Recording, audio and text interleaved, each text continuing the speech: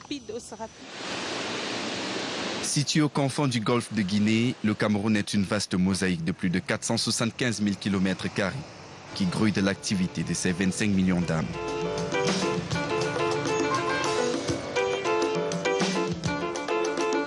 Pays Afrique en miniature, plus de 200 ethnies s'y côtoient. Elles ont en partage le français et l'anglais, de simples marquages linguistiques. Le Camerounais, c'est une mêmeté multiple dans la mesure où il y a un certain nombre d'éléments du point de vue biologique et du point de vue culturel qui font en sorte que les Camerounais soient un. Mais pluriel dans la mesure où les expressions de la culture camerounaise prennent des formes diverses. Yaoundé et Douala, les principales métropoles camerounaises, sont à l'image du pays tout entier. Le Cameroun a su préserver ses traditions.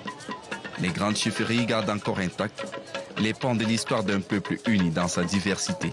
L'élément qui crée la culture, c'est le peuple plus près.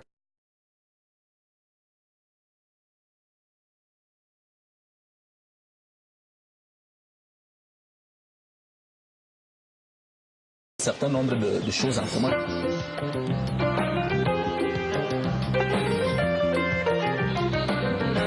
L'art culinaire local est réputé pour ses spécialités qui n'appartiennent plus seulement à leur région d'origine. La cuisine camerounaise a été reconnue patrimoine national. On peut parler du ndolé, on peut parler du mbol, ou les escargots keling ou le coco qui est préparé à l'est. On l'appelle coco, au centre on va appeler au coq, ou alors au sud-ouest on va appeler héros. Et vous voyez cette feuille-là, préparée différemment, donne des arômes et un goût magnifique. Mais ces mets sont devenus internationaux. Le style vestimentaire a lui aussi transcendé les frontières. On ne reconnaît plus la femme sawa à son kabangondo, ni même le peul à sa gandora. Le kabangondo, c'est une histoire de tout le monde maintenant. On le porte au centre, au sud, à l'est, à l'ouest, même dans le Grand Nord. On a cassé les barrières.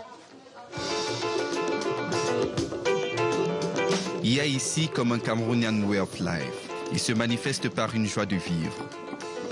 Bienheureux celui qui saura alors distinguer le Maka du Bakweri, le Mundang du Bassa ou le Boulou du Bamileke.